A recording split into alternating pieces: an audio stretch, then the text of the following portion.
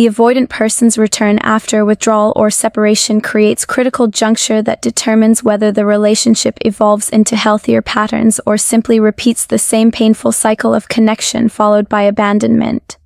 Their reappearance often triggers overwhelming relief and temptation to immediately restore previous dynamics without addressing the patterns that necessitated separation.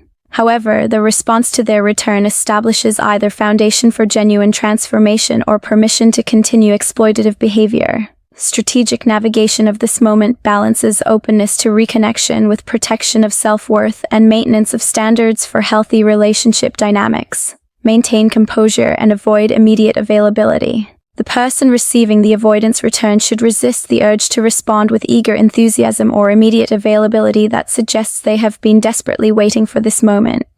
Maintaining emotional composure communicates that life has continued fulfilling and complete during the absence, that the avoidant person's return is acknowledged but not desperately needed. This measured response prevents immediate restoration of the power imbalance where the avoidant holds all control through their ability to withdraw and return at will without consequence. The response should demonstrate genuine unavailability through existing commitments and plans rather than strategic game-playing.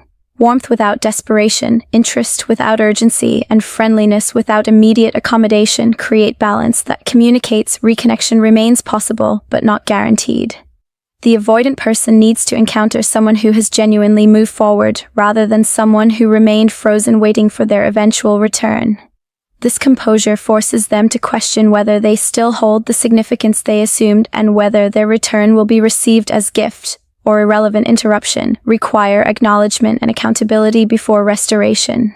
The person responding should clearly articulate that meaningful reconnection requires the avoidant person to acknowledge their previous behavior and its impact on their partner's well-being and dignity. This means direct conversation about what caused the separation, recognition of how their withdrawal and emotional unavailability affected their partner, and articulation of what has changed internally that makes different behavior possible moving forward.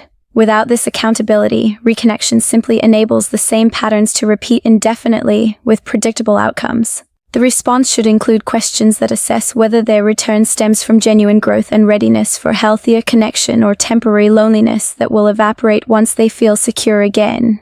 Inquiry about what prompted their return, what internal or external factors have shifted, and what specifically will be different creates opportunity for them to demonstrate self-awareness and commitment to change.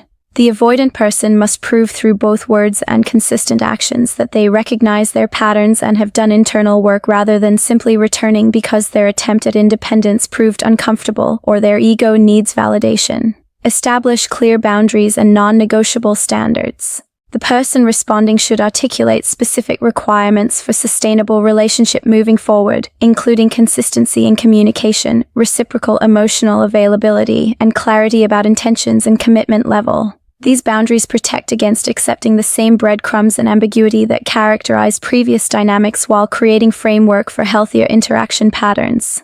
The standards should reflect genuine needs rather than punitive measures, communicating what healthy relationship actually requires. The response must make explicit that hot and cold patterns, disappearing acts, and chronic emotional unavailability will not be tolerated moving forward regardless of attachment wounds or psychological struggles. Compassion for their difficulties can coexist with firm boundaries about acceptable behavior and treatment. The avoidant person needs to understand that reconnection depends on their willingness to consistently challenge their defensive patterns rather than expecting their partner to indefinitely accommodate their limitations while receiving nothing in return. Observe actions over extended time before trusting fully. The person responding should maintain protective skepticism and observe whether the avoidant person demonstrates sustained behavioral changes rather than temporary improvements motivated solely by fear of permanent loss.